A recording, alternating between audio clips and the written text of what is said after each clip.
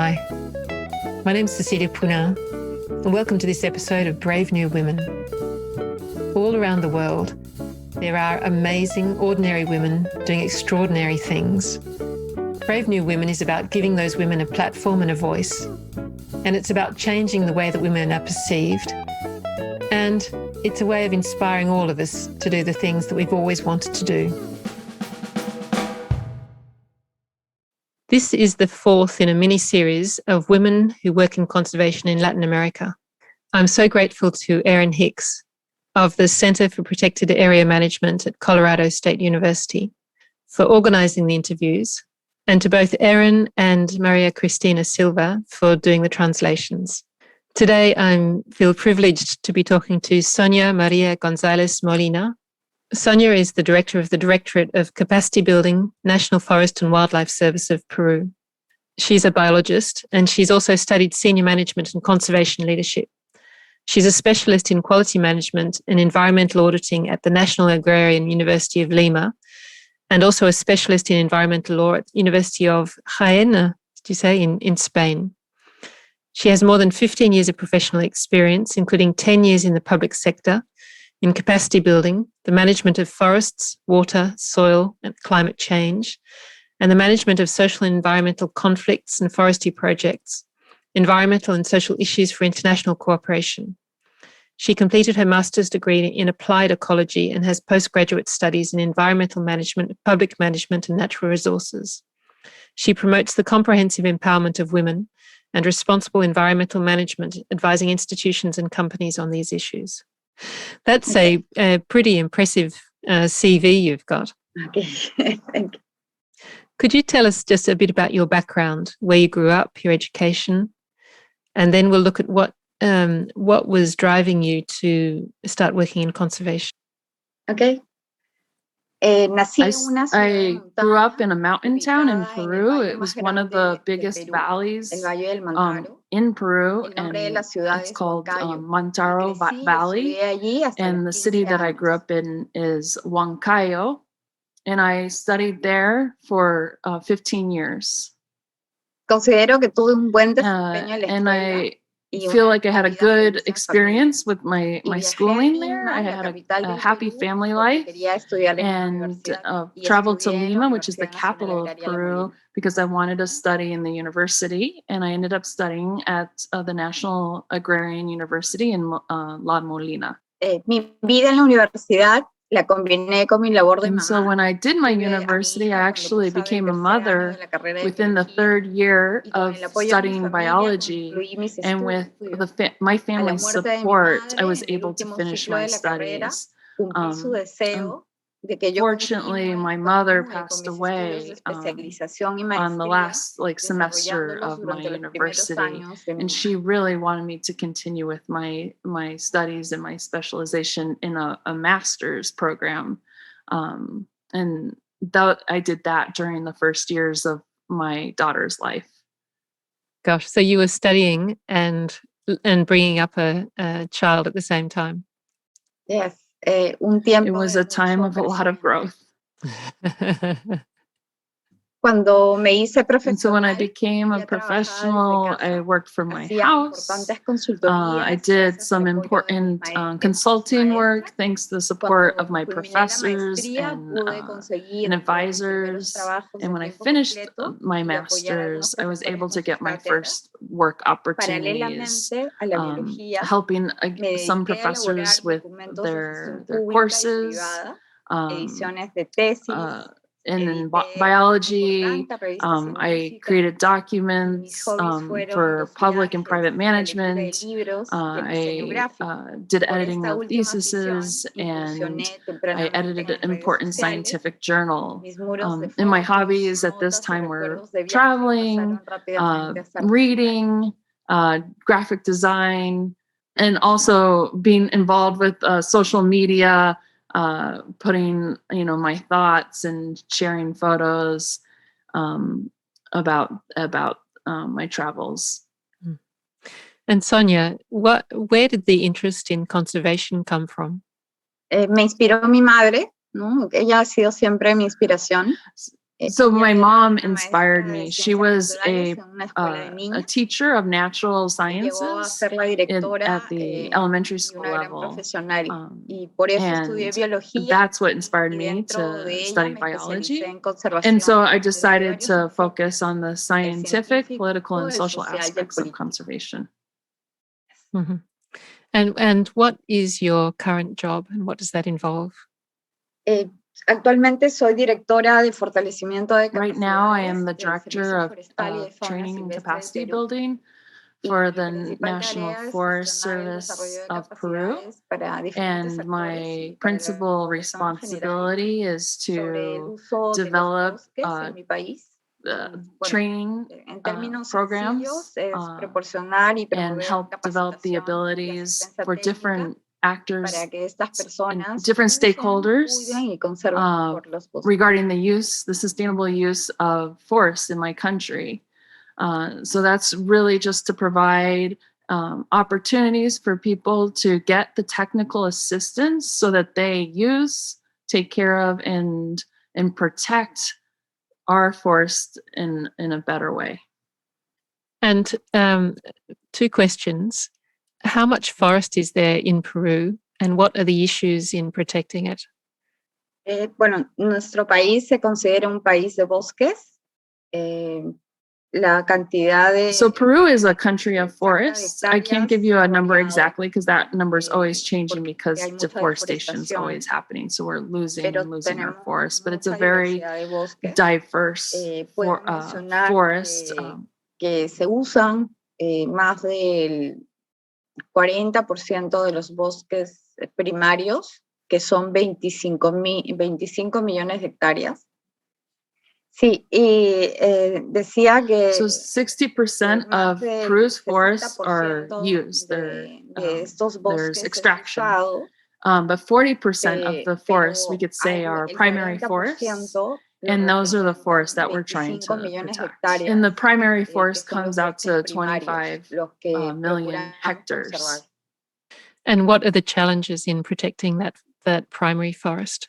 Bueno, el primero es sensibilizar a las personas. So first and foremost is really educating people about the sustainable use of forests. In my country, there's a practice of burning the forest in order to create agricultural land, and that creates a lot of deforestation. So it's really important to work with the people and help them understand why we shouldn't be destroying the forest in this way. And who are the people who are burning the forest?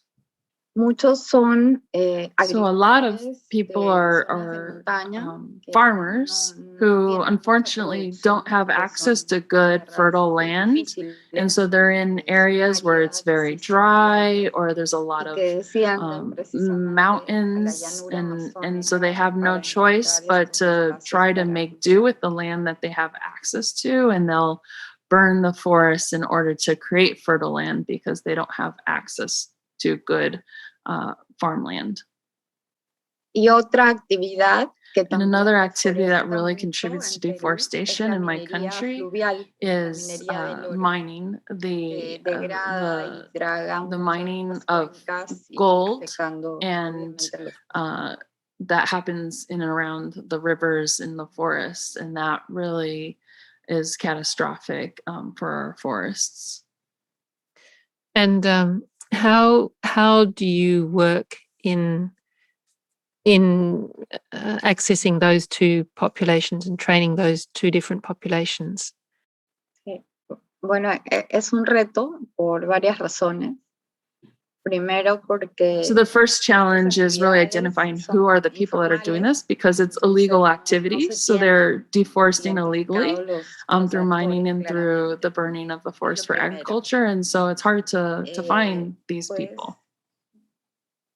El segundo reto es poder llegar The second challenge is just trying to reach out to a large quantity of people throughout the country. And we used to do that prior to the pandemic by traveling to these rural areas and meeting with people and providing training. But now that we're in the pandemic, it's been a challenge. So we've had to reassess and create virtual strategies to reach out, designing information that we could send out to the different regions, and we haven't been able to go in person.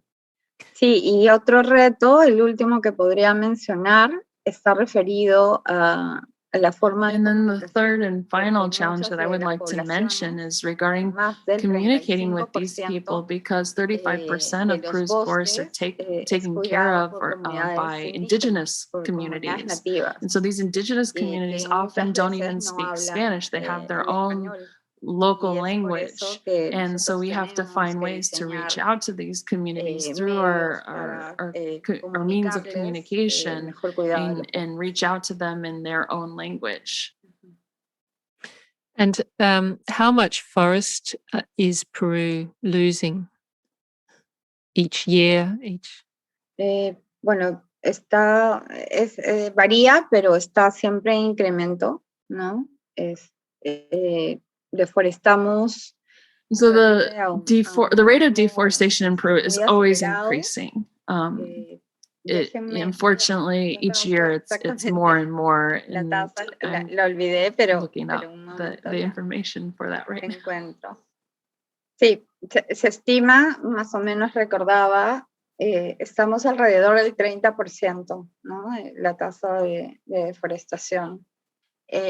Como decía, va incrementándose a pesar de los esfuerzos, ¿no?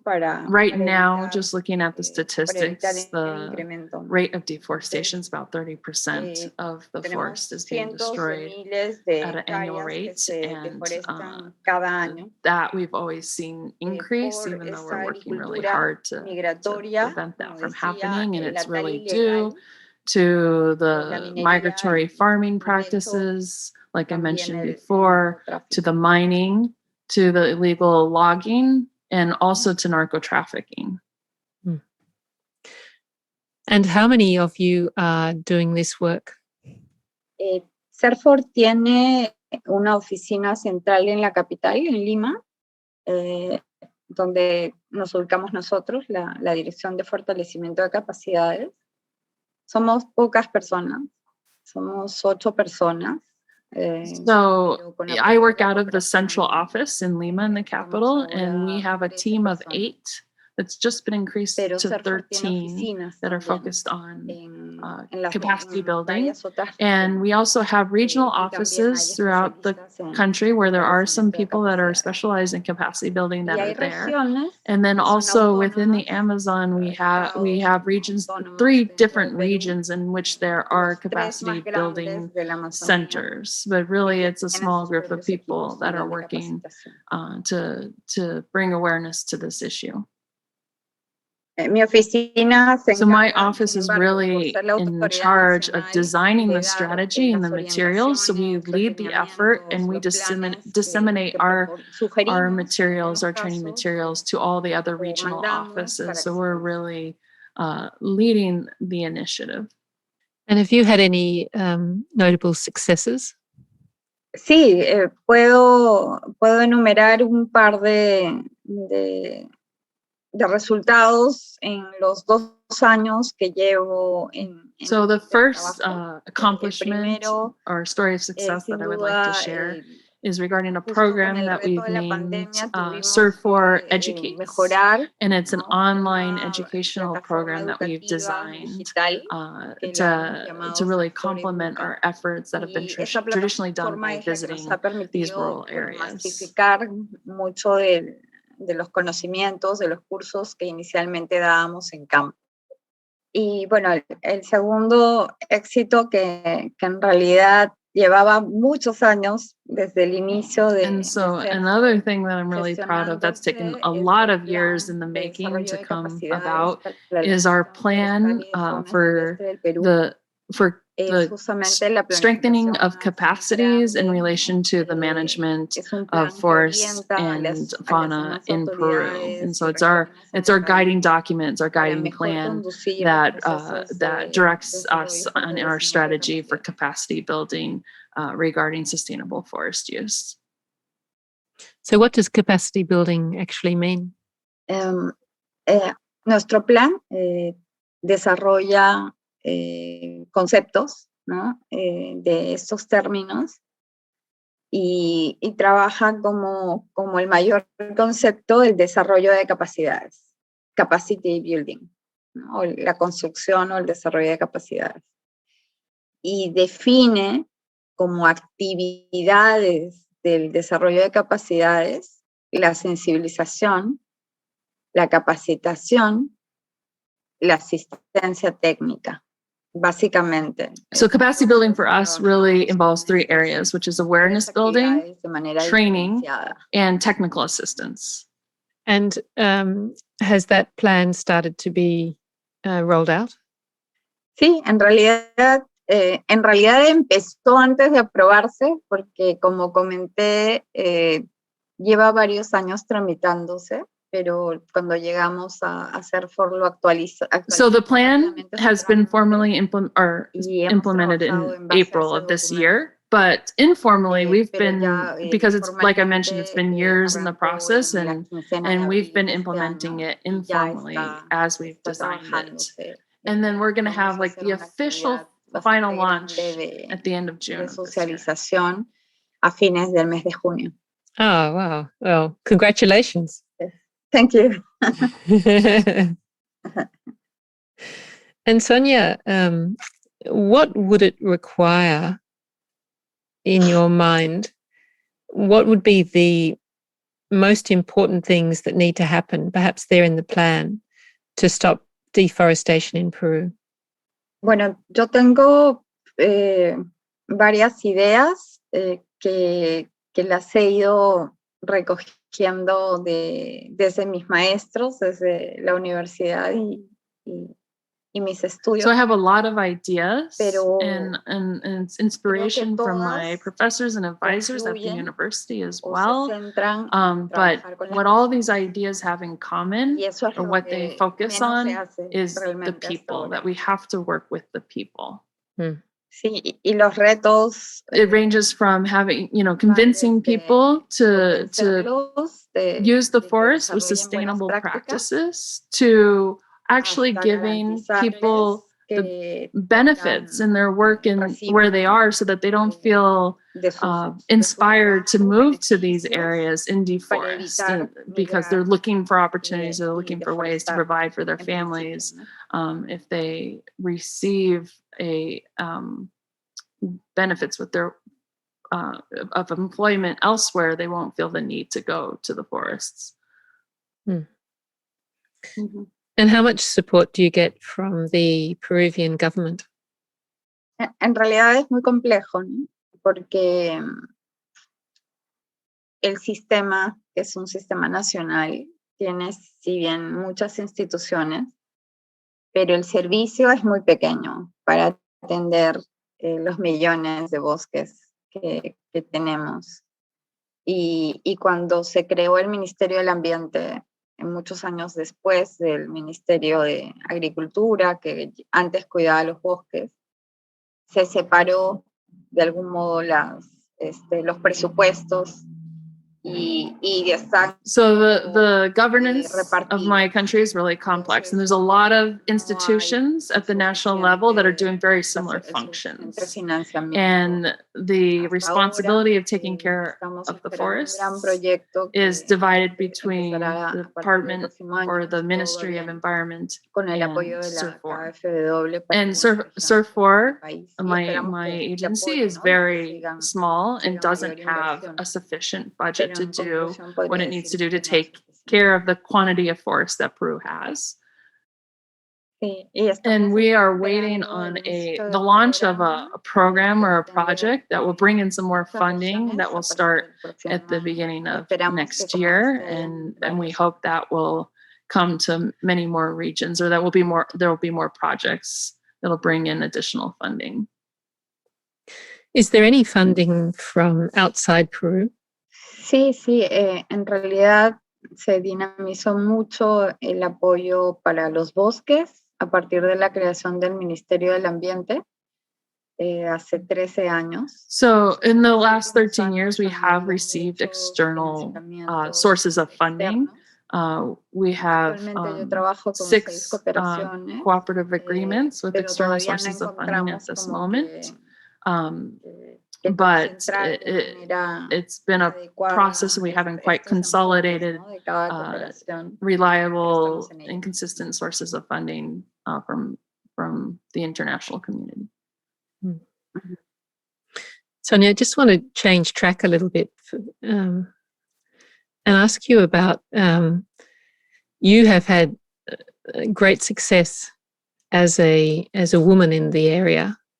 And what's it been like being a woman working in conservation in Peru? Bueno, como mujer, en este tema de la conservación he tenido varios retos. Podría mencionar, bueno, algunos. El primero que ha sido prácticamente muy común. So being a woman in conservation has been very challenging, and I can mention a couple of challenges that I faced. And the first challenge that I faced is something that's very common in this career. Es ser discriminado. And that the first challenge is being discriminated because of being a woman and also being young. When one is trying to develop their professional career and get a start in this area, that's a very common discrimination. Sí, y el segundo podría decir que también es un tema que se repite and the second is really just because of being a woman, we're not given the opportunities for growth or development. Those are often passed on to men. So just for being a woman, you don't get the chances to move through this career. Can you think of any examples? Sí, en realidad tienen en común con el primero que tal vez la discriminación es lo más evidente, ¿no? Pero el que no te den oportunidades, que es lo más común, me ha pasado varias veces. Tal vez no era consciente de eso. No las concebía como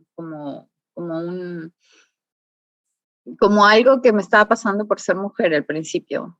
Y ya después con el tiempo te vas dando cuenta. So yeah, I do have an example, and I think maybe at the time I may have not been as aware of it, but now I know that it was most likely gender discrimination. And there was a time where I was in a role that merited a certain salary, and I wasn't given that opportunity to have that salary when men in the same role in my institution at the time had a higher salary for doing the same job. So there was a difference in salary that was given to me.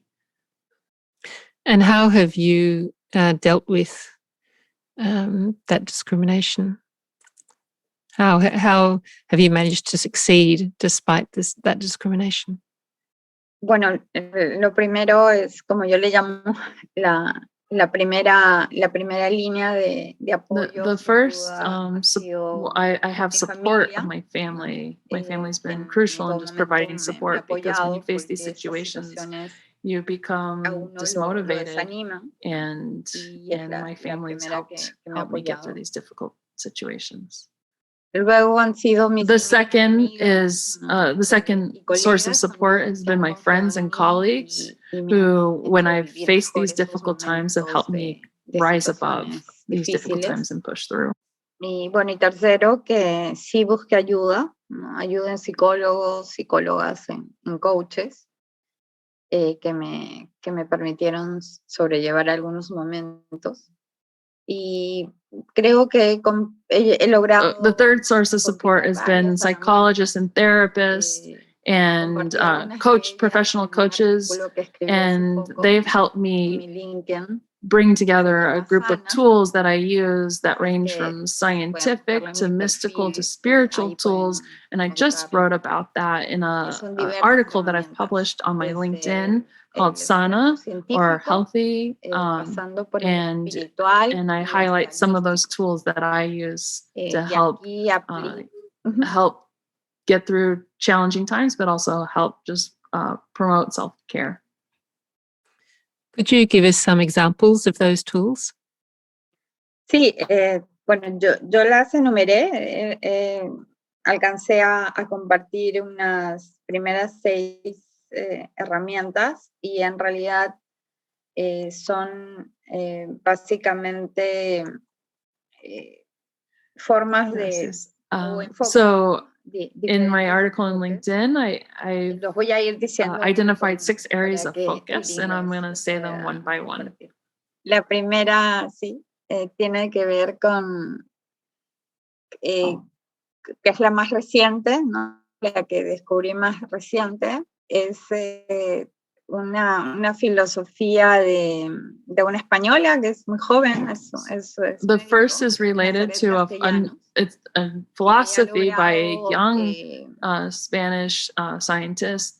And this is something that I most recently discovered, and it's a philosophy that really focuses on connecting the science with humanities or the heart with the mind.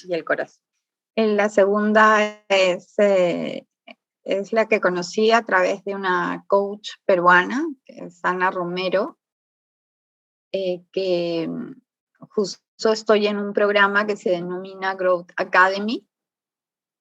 The second tool comes from a Peruvian coach that has really inspired me. This coach's name is Ana Romero, and she has created a program called Growth Academy. And Growth Academy really focuses on being yourself so that you can inspire others to grow. La tercera es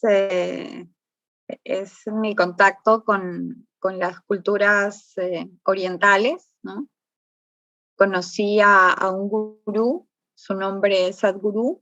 Yo lo considero un gurú de nuestros tiempos.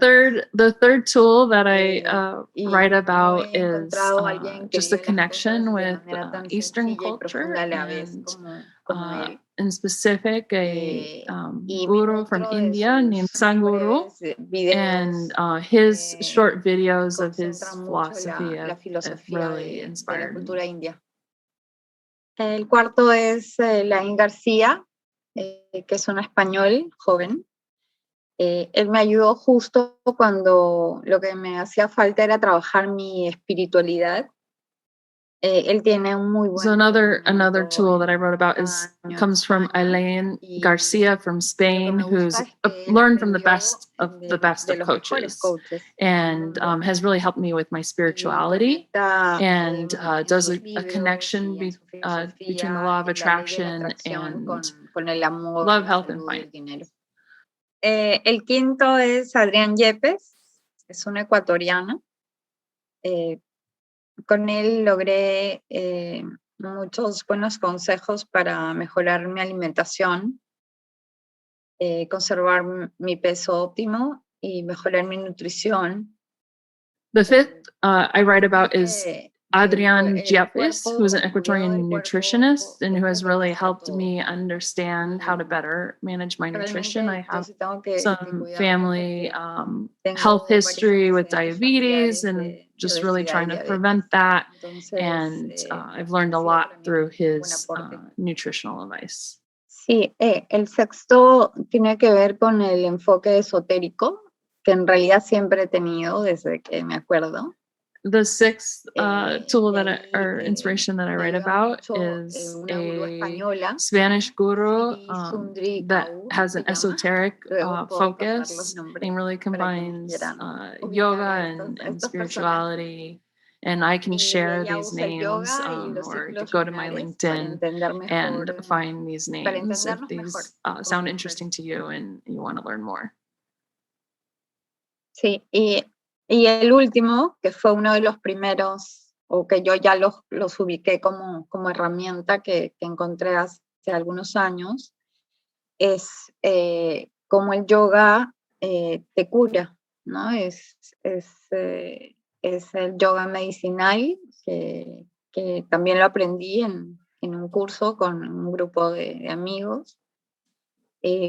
y la filosofía es conservar un estilo de vida saludable, ¿no? And the last one is medicinal yoga, and just yoga to help with self-care and ¿no? practicing meditation. Y sobre todo que uno just mismo has es great responsable benefits. de su salud. Sonia, as we bring this to a close, I'd just like to reflect back to you that I think that the work that you're doing in Peru for the forests is so incredibly important. And I love the way that you combine that with this spiritual side of yourself, that you're growing in the two different areas. And I have two final questions for you. The first is, if people wanted to help with fighting deforestation in Peru, what would be the best way to do that? Bueno, creo que han apoyado mucho visitando nuestro país a través de actividades como el turismo. So first and foremost, I really believe that people coming to my country as tourists to visit these natural areas and to visit my country really supports conservation.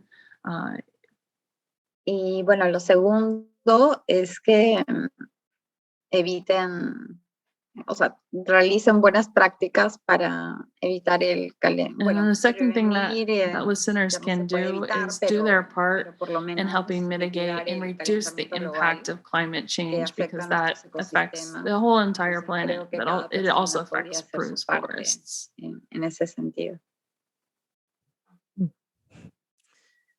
And my last question, Sonia, is there a particular message that you'd like to give to people who are listening, or is there a particular thing we haven't covered, or anything else that you'd like to say, anything at all? Gracias. Bueno, primero agradecer a Cecilia, a Erin por la invitación. Agradecerles que se haya creado este segmento en español, ¿no? Para tener un acercamiento. First and foremost, I want to just thank you, Cecilia, and thank Erin for organizing this, for bringing this to a Spanish-speaking audience. I think it's really important to bring this awareness to everyone in the world, but to, opening it up to my region, to share this awareness of women in new roles and in living in new ways.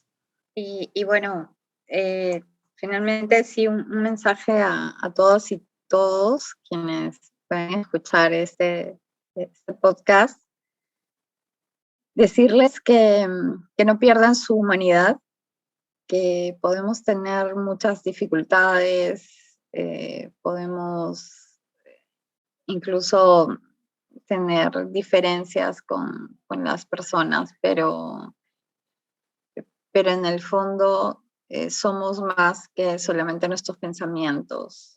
Y el entender eso, ¿no? El estar atentos a eso, nos va a permitir vivir mejor, ¿no? En general, este espacio tan cortito de la vida, pero vivirlo mejor. Entonces, y para eso hay que estar muy, muy despiertos, muy atentos a todo lo que nos hace bien y a las cosas que tampoco nos hacen bien. And just a message for those listening to this podcast. I just really want to encourage everyone to not lose their humanity, that we are more than just our thoughts, and really should strive to be the best versions of ourselves. Nuestro cuerpo con todo lo que ello significa. I really just have enjoyed my time here with this conversation. It's been really great. Well, thank you so much, Sonia. I've really enjoyed it. It's been fantastic, and thank you. Y Cecilia parecía que me entendía en español. Es lo que she says. It seems like you, Cecilia, have understood everything I've said in Spanish. Y Cecilia dice, muchísimas gracias, Sonia. Thank you. Thank you so much, Sonia. And thank you, Erin, for the translation. I hope you've enjoyed this episode of Brave New Women. Certain podcast sites such as Google Podcasts, Apple Podcasts, or Podchaser let you leave a rating and a review. The more ratings and reviews we get, the more people will listen and the more these women's stories will be shared. So I'd really appreciate it if you could. Thanks for listening.